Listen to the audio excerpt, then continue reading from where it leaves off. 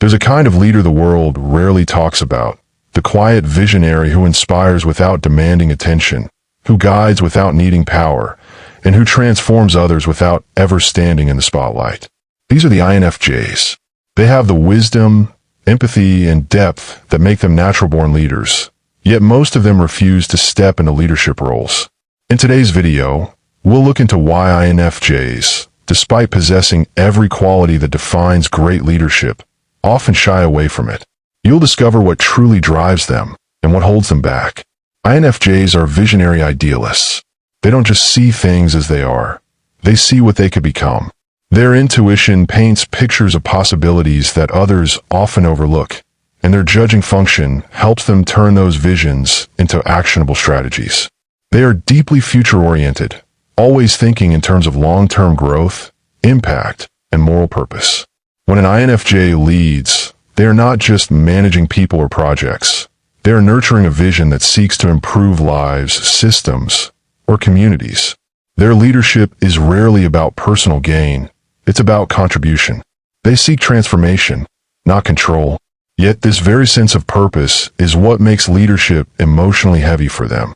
INFJs have incredibly high standards, not only for themselves, but for what leadership should represent. They see leadership as a sacred responsibility, not a position to boast about.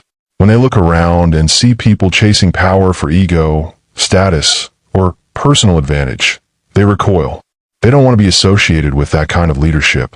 They would rather influence from the shadows and sit on a throne that doesn't align with their values. For them, authenticity is non-negotiable. The moment leadership feels performative, manipulative, or morally compromised, the INFJ loses interest. Another reason INFJs make exceptional yet reluctant leaders lies in their deep empathy. They understand people at a level that is both a gift and a burden. They can sense the emotions, motivations, and hidden struggles of others, which allows them to lead with compassion and fairness. But that same empathy also makes them vulnerable to emotional exhaustion.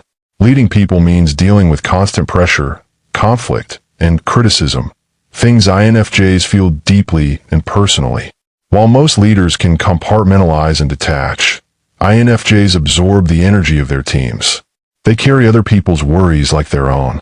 This emotional weight often makes them question whether they're strong enough to lead without losing themselves. INFJs are also perfectionists in disguise.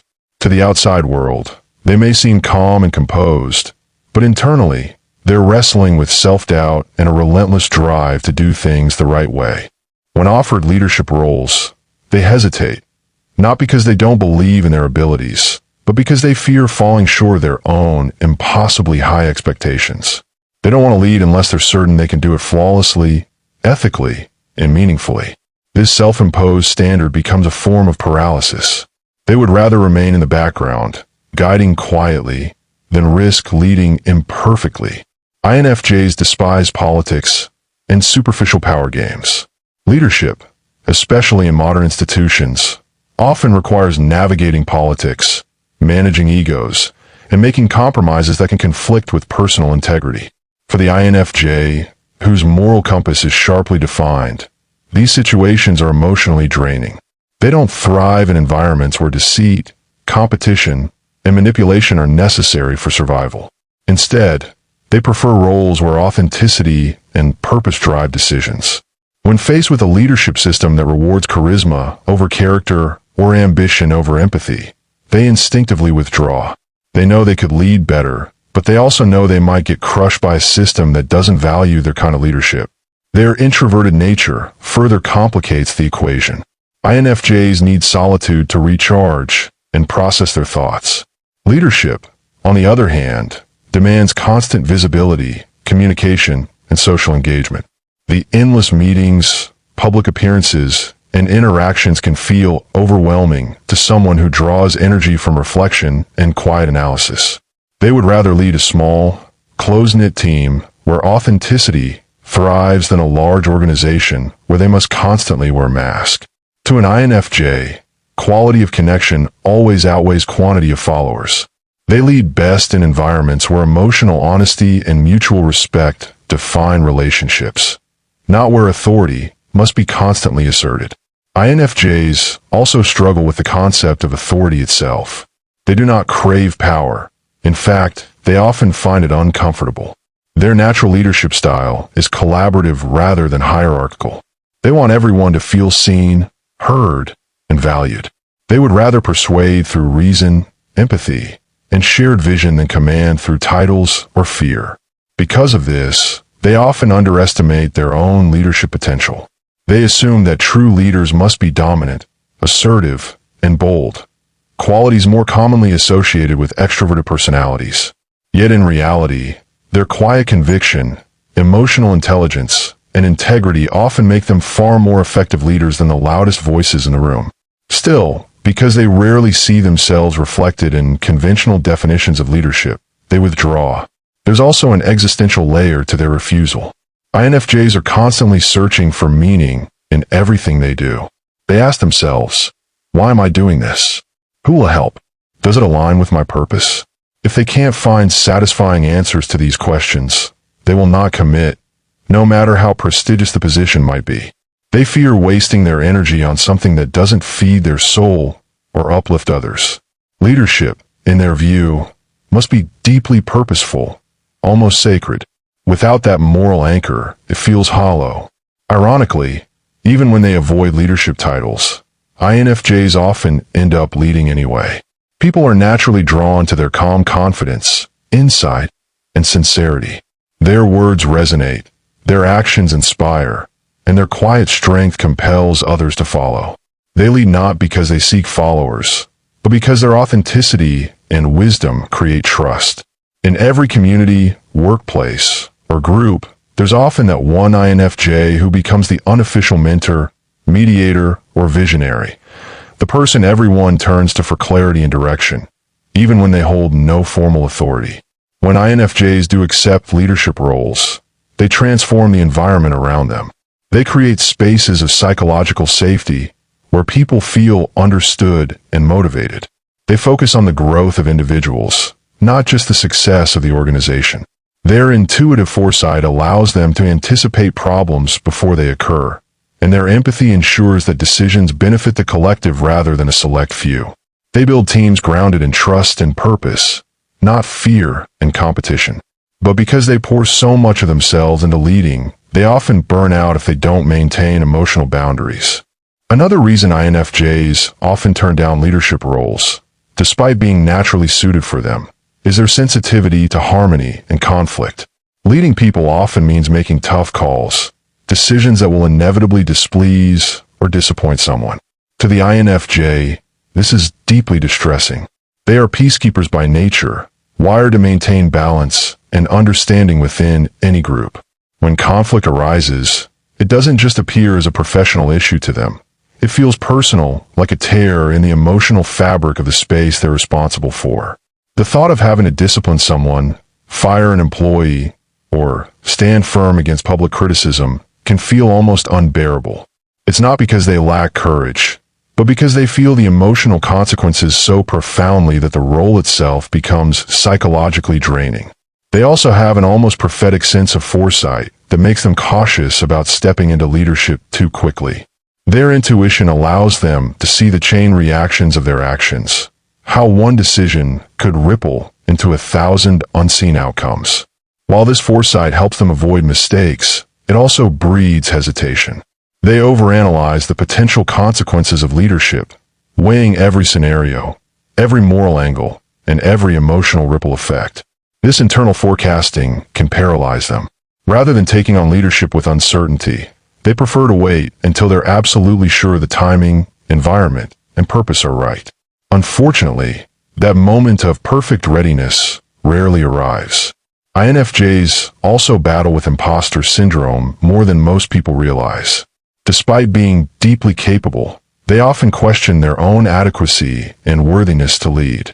Their perfectionism feeds this self-doubt. Because they see leadership as a sacred trust, they fear they're not enlightened enough, not strategic enough, or not resilient enough to truly lead well. They underestimate their quiet strength, often assuming that their reserved nature disqualifies them from commanding respect. This self-critical tendency makes them retreat when leadership opportunities arise, preferring to remain behind the curtain where they can still contribute without feeling like they're under a microscope. Another reason is their disillusionment with authority itself. INFJs see how easily power corrupts and how leadership can distort even the best intentions. They've often witnessed good leaders compromise their principles under pressure or become detached from the very people they were meant to serve. To an INFJ, this loss of authenticity is terrifying. They fear that if they accept a leadership role, the system might force them to become someone they're not. They guard their integrity fiercely and would rather influence quietly from the sidelines than risk being reshaped by an institution's politics or expectations. There's also the issue of emotional transparency. INFJs are introspective and guarded individuals who only reveal their inner world to a trusted few. Leadership, however, often demands a level of visibility and openness that feels unnatural to them. They're expected to perform emotional labor in public, motivating, inspiring, reassuring, while managing their own vulnerabilities in private. This dual expectation creates an internal tug-of-war. They fear being misunderstood, misquoted, or emotionally exposed in ways they can't control. Because authenticity is sacred to them, the idea of having to perform leadership feels disingenuous, even suffocating. INFJs are also drawn to depth rather than breadth. They prefer intimate, meaningful connections with individuals over managing large groups. Leading big teams or organizations often requires a level of detachment and scalability that goes against their relational instincts. They want to understand every person they're responsible for, to know their struggles, motivations, and dreams. But the larger the group, the harder that becomes. The emotional disconnect that accompanies large-scale leadership can make INFJs feel hollow, as if they're managing systems rather than nurturing souls. For them, leadership must remain human, or it loses all meaning. Their creativity and individuality also play a role in their hesitation. INFJs think differently. They have unconventional ideas, abstract visions, and intuitive insights that don't always fit neatly into structured organizations. Many leadership roles, however, demand conformity to established norms and bureaucratic frameworks. This can suffocate their creativity and autonomy. They prefer to build new paths rather than maintain existing ones. When faced with leadership positions that demand more management than innovation, they quickly lose interest. They're builders of meaning, not caretakers of systems. Another reason for their reluctance is their awareness of emotional contagion. INFJs know that as leaders, their moods, words, and energy will affect everyone around them. Because they're acutely conscious of this dynamic, they hold themselves to unrealistic emotional standards. They feel they must always be calm, centered, and composed, even when struggling internally. The pressure to maintain this emotional consistency can feel suffocating.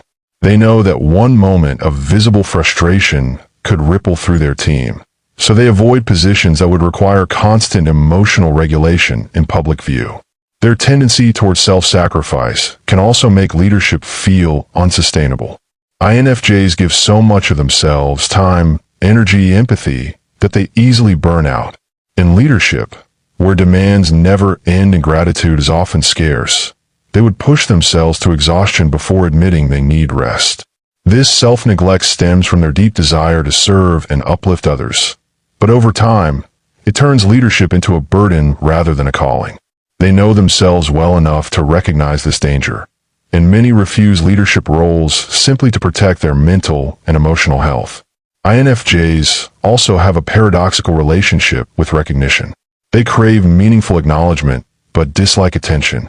They want their efforts to matter, but they don't want to be celebrated or spotlighted for them. Leadership, however, often comes with visibility, public praise, and scrutiny, things that make the INFJ deeply uncomfortable. They'd rather their work speak for itself than have to constantly defend or promote it. This discomfort with visibility is one of the strongest reasons they stay behind the scenes. INFJs are deeply spiritual and purpose-driven. Their definition of success differs radically from the mainstream. While others see leadership as a mark of achievement, INFJs see it as a test of character. They would rather mentor quietly, inspire indirectly, or serve through creative vision than take a position that disconnects them from their spiritual path. They lead through meaning, not ambition. For them, the truest leadership doesn't require titles. It requires impact. And yet, when the world truly needs them, when there is chaos, injustice, or moral decay, INFJs often find themselves rising despite their resistance. They step into leadership, not because they want to, but because their conscience leaves them no choice. Their empathy becomes courage. Their vision becomes direction. Their quiet strength becomes the foundation others rely on. In those moments, their leadership feels effortless, not because it's easy, but because it's deeply aligned with their soul's purpose. Another reason INFJs resist leadership roles is their almost painful awareness of human imperfection. Because they perceive people so deeply, INFJs see the inconsistencies, insecurities, and moral gray areas in everyone, including themselves. This awareness makes them compassionate, but it also makes them cautious. They know that people are unpredictable, easily swayed by emotions, and sometimes driven by selfish motives. Leading such complexity feels like trying to conduct a symphony in which every instrument is slightly out of tune. They fear that no matter how noble their intentions are, human imperfection will eventually distort the harmony they want to create. For a personality type that yearns for authenticity and purity of purpose, this realization is discouraging. Rather than battle the chaotic nature of human behavior from a position of authority, they prefer to influence quietly, where expectations are lower and sincerity is more easily preserved. INFJs also carry a profound fear of becoming what they dislike: manipulative, controlling, or power-hungry. They've likely witnessed how easily leadership can inflate the ego and distort perception. Their introverted intuition and moral compass make them extremely self-reflective, and so they constantly monitor their own motives. They question themselves before others do. They wonder, am I doing this to help people or to feel significant? Am I leading because I'm needed or because I want to be admired? These internal moral audits are exhausting, and sometimes, instead of wrestling with the ethical tightrope of leadership, INFJs choose to bow completely. They'd rather avoid the temptation than risk compromising their integrity. Another reason is their distaste for short-term thinking. Many leadership environments, especially in business or politics, are obsessed with immediate results: profit margins, quarterly reports, votes, popularity metrics. INFJs think on a different wavelength. They operate with long-term vision, preferring sustainable growth and moral development over fast success. When forced to work within systems that prioritize speed over depth, they feel disconnected and stifled. The pressure to deliver constant, measurable progress contradicts their organic, introspective way of leading. So instead of trying to fit into that mold, they often step aside, waiting for environments that align with their sense of timeless purpose rather than temporary accomplishment. INFJs are also haunted by the weight of potential failure, not the kind that damages their reputation, but the kind that hurts people. They don't fear being disliked. They fear being responsible for someone else's pain. Because they empathize so deeply, the thought of making a decision that inadvertently harms others feels unbearable. If they must choose between two imperfect options, one that saves time but costs someone their peace, they will agonize endlessly over it. This moral paralysis makes leadership feel like an emotional minefield. Rather than risk carrying guilt for the suffering of others, many INFJs prefer advisory roles, where their wisdom can guide decisions without directly bearing the moral cost of them. There's also a deep philosophical conflict between the INFJ's desire for unity and the nature of leadership itself. Leadership, by design, creates separation. One person stands above others, even symbolically. But INFJs are naturally egalitarian. They see humanity as interconnected, and the idea of being above others feels unnatural to them. They want to walk beside people, not stand in front of them. They lead by example, not by elevation. This makes traditional leadership hierarchies uncomfortable. They prefer cooperative models of leadership, where power is shared, not imposed. But because such structures are rare in the modern world, INFJs often remove themselves from leadership altogether rather than operate in systems that conflict with their core beliefs about equality and collaboration.